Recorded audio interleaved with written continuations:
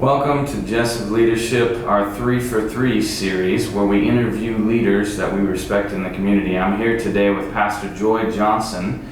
She is the founder and president of Life Matters, a social services nonprofit here in Sacramento. She's a part of the Sacramento area Congregations Together, the ACT group, and also the City Pastors Fellowship, and a wonderful woman of God that we wanted to hear from today. So welcome to you, Joy, and thanks for being with us. Thank you for having me. I'm happy to be here.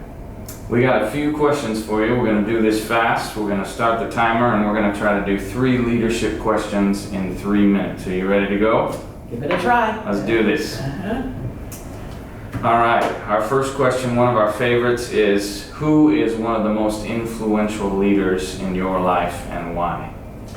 I think one of the most influential leaders in my life is Sherwood Carth, and he has now gone on to be with the Lord. Yes, he has. Sherwood was very influential in my life in that he was always one who pushed the envelope, who went a little bit further, who didn't have set, rigid grooves in which he ministered or which he asked others to minister.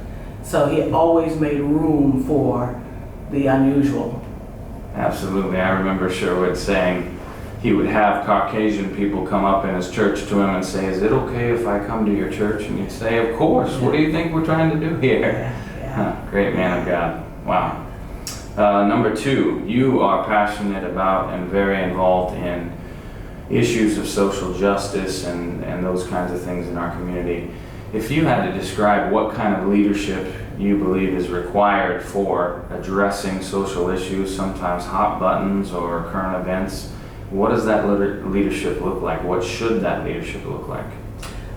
Yes, I'm the president of Sacramento Area Congregations Together, and what we do through ACT is bring moral law, bring our law of faith to every issue. The type of leadership that is successful in that arena is leadership that is grounded in faith and grounded in love. Okay. I say that because so much can be triggering of hate and rage, and sometimes people who mean well in the arena of social justice can still bring more hate and more rage to the issue. Yeah. And somehow or another set their faith aside. It's very easy to do. Yeah. It's a little harder to be a leader who continue to recenter themselves. And that's what it's called for, is one who recenters themselves in the faith traditions and in the faith practices. So to me, Daniel, that's a servant leader. Servant leader who's not carrying their own agenda, but always returning to what is God's agenda, what is God's message, what is God's law. So being that servant who takes their own agenda off, releases for a it greater agenda. For a greater agenda, Okay. And always returning to that. It has to be very conscious and very deliberate, because especially right now, because the issues are hitting us so fast. Until you can just go from one issue to another to another. And we must recenter. That's good. That was a good nugget right there. Let's ask one more question. We got time.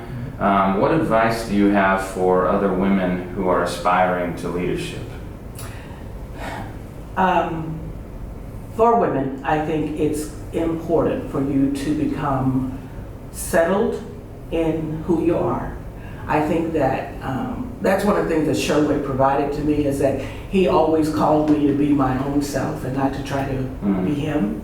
Yeah. And most of my male colleagues who are very close colleagues for me and thought leaders with me, I think they appreciate me being who I am and not trying to be a weaker, softer version of themselves, right? And so for women coming into leadership, you must be who you must find yourself to be comfortable inside your own skin and know that God is the one who gave you this skin and gave you the message that you're to bring.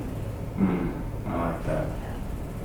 So I heard you say, Sherwood Carfin, one of our good brothers, late brother in the Lord, great influence, talking about servant leadership, deliberate, faith-grounded leadership when it comes to social issues, submitting yourself as a leader to a higher value, a higher goal or leadership, and then kind of being yourself as young women, middle-aged women, old women in leadership, not trying to be somebody who you're not, and trusting that God has implanted in you the leadership skills that you have to influence His kingdom. Exactly.